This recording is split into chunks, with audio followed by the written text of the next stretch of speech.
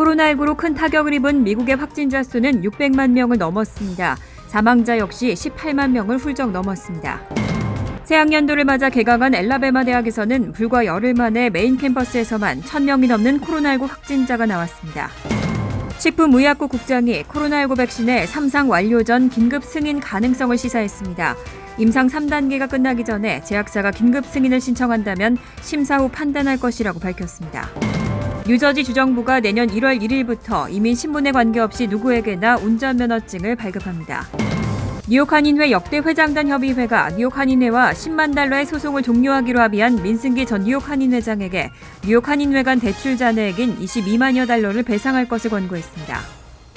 이상은 이 시각 주요 뉴스입니다. 시청자 여러분 안녕하십니까? KBN 뉴스입니다. 오늘 오후 4시 기준 미 전역의 코로나19 누적 확진자는 어제보다 2만 9,249명 늘어난 620만 2,485명, 사망자는 359명이 늘어 18만 7,583명입니다. 이 가운데 뉴욕의 확진자는 397명이 늘어 46만 5,772명, 사망자는 7명이 늘어 3만 3,028명, 뉴저지의 확진자는 347명이 늘어나 19만 7,441명, 사망자는 7명이 늘어 16,048명으로 집계됐습니다. 첫 번째 소식입니다. 코로나19로 큰 타격을 입은 미국의 확진자 수는 600만 명을 넘었습니다. 사망자는 18만 명을 훌쩍 넘었습니다. 미국은 전 세계에서 코로나19 확진자와 사망자가 가장 많은 수를 기록하고 있습니다. 월드오미터 집계에 따르면 미국의 코로나19 확진자는 동부시간 기준 31일 오전 11시 617만 7,207명으로 600만 명을 훌쩍 넘었습니다. 미국 확진자가 500만 명에서 600만 명으로 늘어나는 데는 22일이 걸렸습니다. 400만 명에서 500만 명으로 증가한 데 걸리는 기간인 16일보다는 길었지만 첫 감염자가 나오고 100만 명이 확진될 때까지 3달 이상이 걸렸다는 점을 고려하면 증가세는 여전히 가파른 수준입니다. 지난 일주일간의 일평균 신규 확진자는 4만 1,924명이었습니다. 일평균 신규 확진자가 6만 명을 넘었던 7월 말보다는 다소 감소했지만 최근 미국에서는 대학들이 개강하면서 캠퍼스 집단 감염이 연이어 발생하고 있습니다. 대표적으로 엘라베마대에서는 개강 열흘 만에 1,000명이 넘는 확진자가 나왔습니다. 한편 미국 코로나19 사망자는 오늘 오전 11시 기준 18만 7,258명으로 집계됐습니다. 뉴욕타임즈는 하루 사망자가 1,000명 안팎으로 절정이었던 봄과 비교하면 사망자가 줄었지만 지난달보다는 2배 이상 늘었다고 설명했습니다. 새 학년도를 맞아 개강한 엘라베마 대학에서는 불과 열흘 만에 메인 캠퍼스에서만 1,000명이 넘는 코로나19 확진자가 나왔습니다. 캠퍼스가 위치한 터스컬루사 시장은 이런 급격한 코로나19의 확산이 도시의 의료 체계는 물론 지역 경제도 위협할 수 있다고 우려하고 있습니다. 워싱턴 포스트는 엘라베마 대학이 이번 주에 메인 캠퍼스인 터스컬루사 캠퍼스에서 학생 481명이 코로나19 양성 판정을 받았다고 보도했습니다. 이에 따라 지난 19일 개강한 뒤 이 학교에서는 코로나19 감염자로 판정된 학생 수가 모두 1,043명으로 늘었습니다. 또 이 학교의 다른 캠퍼스인 버밍햄과 헌츠빌 캠퍼스에서도 개강 후 각각 10명의 코로나19 환자가 나왔습니다. 학교 대변인은 학생들이 개강 전 모두 코로나19 검사를 받았고 교실에서 코로나19가 전파됐다는 증거는 없다고 밝혔습니다. 또 아직까지는 입원한 학생도 없습니다.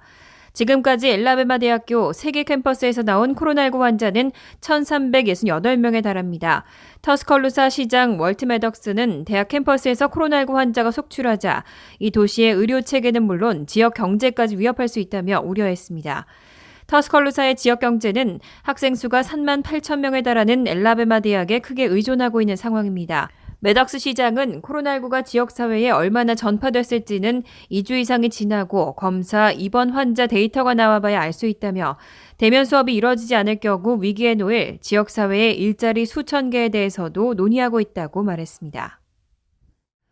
식품의약부 국장이 코로나19 백신의 3상 완료 전 긴급 승인 가능성을 시사했습니다.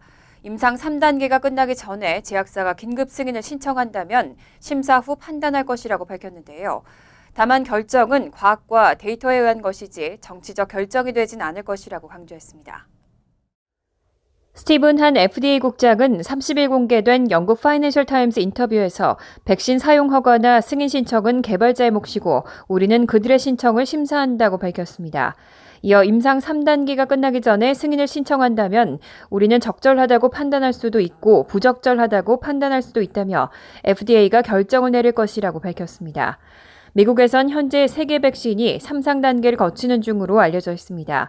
트럼프 대통령은 지난 27일 대선 후보 수락 연설에서 연말 전 백신 생산을 장담한 바 있습니다. 한 국장은 다만 정치 시즌에 코로나19에 대한 관심이 집중되고 있다며 승인은 과학과 의학, 데이터에 기반한 결정이지 정치적 결정이 되진 않을 것이라고 덧붙였습니다. 그는 아울러 FDA의 긴급 사용 허가는 완전 승인과는 같지 않다며 공중보건적 비상사태에서 위험보다 이득이 클지가 법적, 의학적 또 과학적 기준이라고 설명했습니다. 지난 29일 오리건주 포틀랜드에서 인종차별 항의 시위대와 트럼프 대통령 지지자들이 충돌하는 사건이 발생했는데요. 이 가운데 남성 한 명이 총에 맞아 사망했습니다. CNN 등 언론은 29일 밤 9시쯤 오리건주 포틀랜드에서 인종차별 시위대와 트럼프 대통령 지지자들이 충돌한 가운데 한 남성이 가슴에 총을 맞고 사망한 것을 경찰이 발견했다고 보도했습니다. 경찰은 해당 살인 사건을 조사 중이라고 밝혔습니다. 이 남성이 어떤 정황에서 사망했는지는 아직 확인되지 않고 있고 사망자와 용의자에 관한 정보도 공개되지 않고 있습니다. 포틀랜드에서는 지난 5월 25일 흑인 남성 조지 플로이드가 경찰의 과잉 진압으로 사망한 이후 3개월이 넘게 인종차별 철폐 및 정의 수립을 요구하는 시위가 이어지고 있습니다. AP통신에 따르면 29일 시위가 벌어지고 있는 곳에 트럼프 대통령의 지지자들이 탄 자동차 600여 대가 몰려들면서 시위대와의 충돌이 벌어졌습니다. 경찰은 앞서 시민들에게 시위가 벌어지는 도심을 피하라고 권고한 바 있습니다. 해당 남성의 죽음이 양측 시위대 간의 충돌과 연관성이 있는지 여부는 아직 확실하지 않은 상태입니다. 다만 통신에 따르면 이 남성은 백인인 것으로 알려졌습니다. 한편 트럼프 대통령은 이번 오리건 포틀랜드의 시위와 관련해 자신의 트위터를 통해 민주당의 테드 휠러 포틀랜드 시장을 맹비난했습니다. 백악관과 민주당이 5차 추가 경기부양책을 놓고 여전히 합의점을 찾지 못하고 있습니다.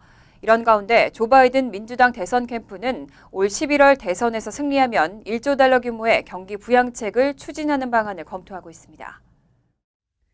30일 악시오스는 바이든 후보 측의 소식통을 인용해 바이든 후보의 캠프는 11월 대선에서 트럼프 대통령을 이기면 내년 1월에 1조 달러 규모의 경기 부양책을 밀어붙이는 방안을 고려하고 있다고 보도했습니다. 바이든 후보가 내세운 3조 달러 규모의 더 나은 재건 계획의 동력을 얻기 위해서로 바이든 후보의 경제 고문들은 코로나19로 매일 악화하는 경제 상황을 우려하고 있는 것으로 알려졌습니다. 바이든 캠프의 수석 정책 고문인 제이크 설리번은 항상 추가 부양책의 필요성을 생각해왔다며 1월 상황에 따라 대응할 것이라고 말했습니다. 다만 바이든 후보 측은 코로나19 및 의회 상황의 불확실성을 고려해 1월 부양책의 구체적인 수치를 못 박지는 않고 있지만 캠프의 많은 경제학자는 1조에서 2조 달러 사이가 될 것으로 전망하고 있습니다. 한편 코로나19 사태가 지속하는 가운데 백악관과 민주당은 5차 추가 경기부양책을 놓고 합의점을 찾지 못하고 있는 상황입니다. 민주당이 다수인 하원은 5월 3조 달러 규모의 부양책을 통과시켰지만 공화당은 동의하지 않았고 이어 공화당 상원이 지난달 1조 달러 규모의 추가 부양책을 공개했지만 민주당은 실업수당 정책 등을 이유로 반대하고 있습니다. 뉴저지주 정부는 내년 1월 1일부터 이민 신분에 관계없이 누구에게나 운전면허증을 발급합니다. 지난달 주정부는 이를 위한 세부 규정을 발표하고 오는 9월 18일까지 여론 수렴 기간을 갖고 있습니다. 지난 1월 필 머피 주지사가 서명한 법에 따라 뉴저지에서는 내년 1월 1일부터 이민 신분과 관계없이 누구에게나 운전면허증 발급 자격이 부여됩니다. 이와 관련해 주 차량국은 지난 7월 20일 불체자 운전면허 발급 세부 규정을 공시했습니다. 이 규정은 오는 9월 18일까지 60일간의 여론 수렴 기간을 거치게 됩니다. 세부 규정에 따르면 운전면허 발급을 위해서는 뉴저지 거주 증명과 소셜 시큐리티 번호를 제출해야 하고 소셜 시큐리티 번호가 없을 경우 국세청에 개인 납세자 식별 번호를 제출해야 합니다. 만약 소셜 시큐리티 번호나 식별 번호가 모두 없을 경우에는 사회보장국으로부터 소셜 시큐리티 번호 발급이 안 되는 사유가 적힌 서한을 받아 제출하도록 되어 있습니다. 이에 대해 시민자유연합 등 이민자 옹호단체들은 이민자들이 운전면허를 취득하는데 불필요한 장벽이 있어서는 안 된다며 세부 규정의 조정이 필요하다고 주장하고 있습니다. 뉴저지 이민자 정의연맹은 소셜 시큐리티 번호가 없는 운전면허 신청자의 경우 간단히 발급 자격이 없다고 명시하는 정도로 절차를 단순화할 필요가 있다는 입장입니다. 이에 대해 차량국 대변인은 여론 수렴 기간에는 행정당국이 특별한 입장을 밝힐 수 없다면서도 여론 수렴 기간 동안 접수된 모든 서한을 검토하고 반영할 것이라고 전했습니다. 뉴욕 한인회 역대 회장단 협의회가 뉴욕 한인회와 10만 달러의 소송을 종료하기로 합의한 민승기 전 뉴욕 한인회장에게 뉴욕 한인회 간의 대출 잔액인 22만여 달러를 배상할 것을 권고했습니다. 뉴욕 한인회 역대 회장단 협의회는 지난 28일 뉴욕 한인회관에서 모임을 갖고 최근 뉴욕 한인회 이사회가 결정한 민승기 전 회장과의 소송 종료 합의건과 관련해 민 전 회장이 한인사회에 사죄하는 의미에서 추가적인 행동이 필요하다며 한인회관 은행 융자금 22만 1924달러를 배상하도록 권고했습니다.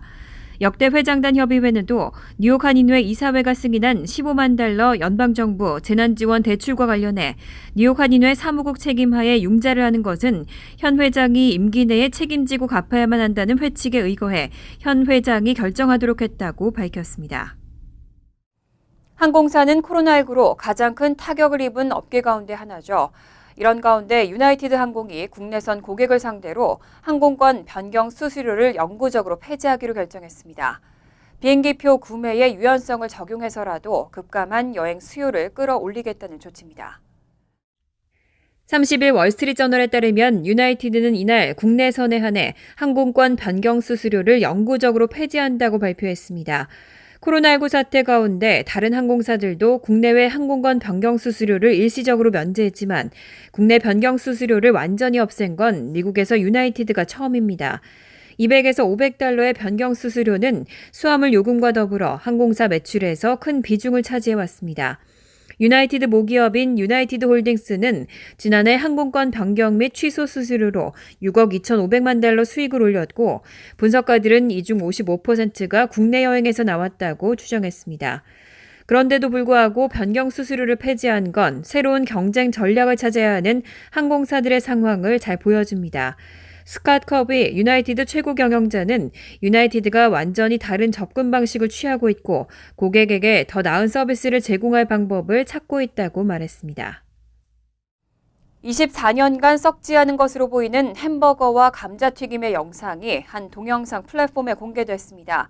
1996년에 만들어진 맥도날드의 햄버거와 감자튀김이 현재까지도 썩지 않았다고 주장한 한 할머니의 영상인데요. 며칠 만에 조회수가 300만을 넘으면서 화제가 되고 있습니다. 폭스뉴스는 30일 1996년에 만들어진 프랜차이즈 맥도날드의 햄버거와 감자튀김이 현재까지도 썩지 않았다고 주장하는 한 할머니의 영상이 화제라고 보도했습니다. 할머니의 손녀로 추정되는 엘리셔브는 동영상 플랫폼 틱톡에 영상을 올리고 할머니가 옷장에 보관하고 있었다면서 제조 시기가 1996년이라고 적힌 맥도날드 포장지를 보여줍니다. 이어 꺼내 보인 감자튀김은 바싹 말라 보였지만 썩지 않았고 빵에도 곰팡이가 없었고 고기 패티 역시 말랐지만 부패하지 않은 상태였습니다.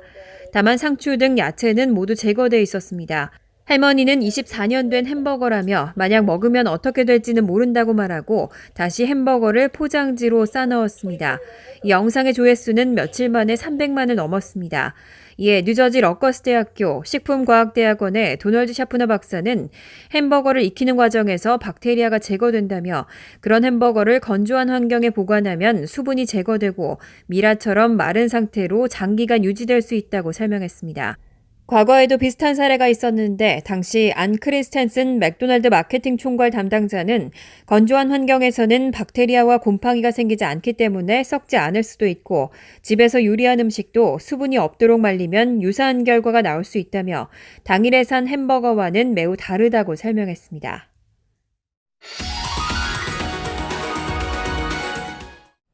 이어서 LA 지역 한인사회 소식입니다.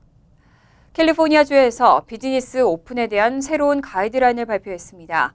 기존의 워치리스트를 없애고 카운티별 색깔로 위험 등급을 4단계로 표시하기로 했습니다. 김재은 기자가 보도합니다. 캘리포니아주가 새로 발표한 코로나19 위험 등급에 따르면 3개 카운티 가운데 2개가 보라색 등급으로 위험한 수준입니다. 여기에는 LA와 오렌지, 리버사이드, 벤츄라 카운티 등이 포함됐습니다. 각 비즈니스가 영업을 재개하려면 빨간색이나 주황색, 노란색 등 등급이 완화돼야 합니다. 4 tiers, not 58 county variations as we've seen in the past. Case rate and test positivity will be the new simple metrics that will determine movement within these tiers. 등급에 따른 비즈니스 재개 수준은 공개됐지만 각 단계에서 정확히 어떤 비즈니스의 영업이 허용되는지는 아직 알려지지 않았습니다. 단계별 기준 충족 시 각 카운티의 등급이 낮춰지지만 최소 21일 정도 해당 등급에 머물러야 합니다. Once a county is off of purple and they're in red, they would still have to wait 2 weeks to open up schools and have those important conversations. 이런 가운데 일부 주에선 학교 대면 수업과 비즈니스 영업이 재개되면서 코로나19가 재확산 조짐을 보이고 있어 비상입니다. 미주리 주립대학에선 학생 300명이 무더기로 감염되면서 밤 10시 이후에 술집 영업이 금지됐고 아이오와와 엘라베마주도 일부 대학 캠퍼스 인근 모든 술집에 대해 폐쇄 명령을 내렸습니다. 또 노동절 연휴가 다가오면서 많은 야외 활동과 대이동이 예상돼 지난 7월 독립기념일 때의 코로나19 확산이 반복되는 것 아니냐는 우려도 일고 있습니다. MBC 뉴스 김재은입니다. 한편 이 새 가이드라인에 따라 캘리포니아에서는 미용실과 이발소의 실내 영업이 허용됐는데요. 하지만 LA 카운티는 다시 실내 영업 허용 불가 방침을 밝혔습니다. 이미 실내 영업 준비에 돌입했던 한인 미용업소들은 망연자실하고 있습니다. 여준호 기자가 보도합니다. 한동안 비어있던 미용실이 오랜만에 분주한 모습입니다. 캘리포니아주가 다음 주부터 미용실과 이발소의 실내 영업을 허용하면서 미용업계가 실내 영업 개시를 위해 부랴부랴 내부 정리에 나선 것입니다. 모처럼 만에 희소식도 잠깐. 캘리포니아주가 새 가이드라인을 발표한 지 몇 시간도 채 되지 않아 LA 카운티는 기존대로 미용실과 이발소의 실내 영업을 허용하지 않을 것이라고 밝혔습니다. 주 당국의 발표 이후 실내 영업 준비는 물론 이미 고객 예약까지 받았던 한인 미용업계는 황당하다는 반응입니다. 이렇게 난리를 쳐서 이게 지금 어떻게 된 건지 모르겠어. 너무 우왕좌왕하는데 지금 사람들이 막 화나고 너무 실망하고 그럴 것 같아요. 이건 말도 아니죠. 각기 다른 캘리포니아주와 LA 카운티 정책 사이에 혼란이 가중되면서 어디에 장단을 맞춰야 하냐는 푸념 섞인 목소리도 나옵니다. 분들 진짜 일 처리하는 거 나는 진짜 이번에 이거 너무 놀랐어요. 준비도 하고 이게 자기네들만 이렇게 조심하라고 하는 게 아니라 우리도 조심하고 우리 식구도 살고 손님도 보호를 해야 되니까 미리 얘기해서 일주일 전에 얘기해서 준비해서 나오게끔 하고. 가뜩이나 바닥을 치고 있는 경기로 힘들게 버티고 있는 주민들을 위해서라도 좀 더 신중하고 일관성 있는 정책이 필요하다는 지적입니다. MBC 뉴스 여준호입니다. 간추린 소식입니다. 메이저리그 거포 출신의 알렉스 로드리게즈와 그의 연인인 할리우드 스타 제니퍼 로페즈가 뉴욕 매트 인수에 실패했습니다. 로이터 통신과 ESPN 등은 29일 헤지펀드 거물인 스티븐 코언이 매치 구단과 독점적인 인수 협상을 시작할 것이라고 보도했습니다. 코언은 지난 2월 매치 구단을 약 26억 달러에 인수하기로 한 후 계약 막판 조건 변경으로 틀어진 바 있었지만 그때보다 적은 액수의 독점 협상권을 따낸 것으로 나타났습니다. 캐나다 정부가 코로나19 확산을 막기 위해 해외 여행객 입국 제한을 9월 30일까지 연장하기로 했습니다. 빌 블레어 캐나다 공공안전부 장관은 28일 트위터를 통해 지난 3월 중순부터 시행해온 해외 여행객 입국 제한 조치를 한 달 더 시행한다고 밝혔습니다. 이에 따라 캐나다 국민과 영주권자를 포함한 해외 입국자들은 다음 달에도 14일간 자가격리를 해야 하고 외국인 중 코로나19 유증상자는 캐나다로 입국할 수 없습니다. 뉴저지 휘발유세가 오는 10월 1일부터 22% 올라 운전자들의 부담이 늘어나게 됐습니다. 27일 주 재무국은 현재 갤런당 41.4센트가 부과되는 휘발유세를 10월 1일부터 갤런당 50.7센트로 인상한다고 발표했습니다.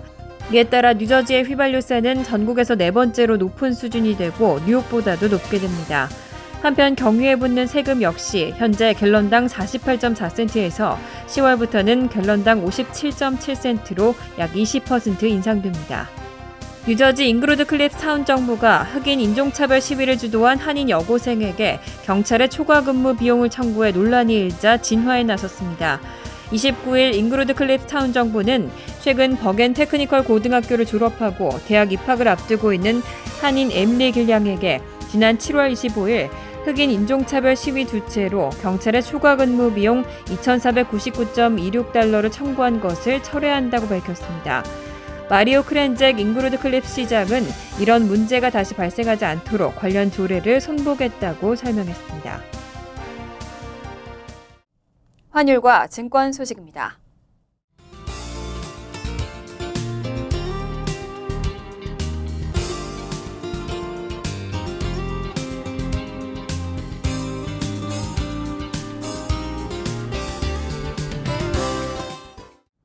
이어서 날씨입니다.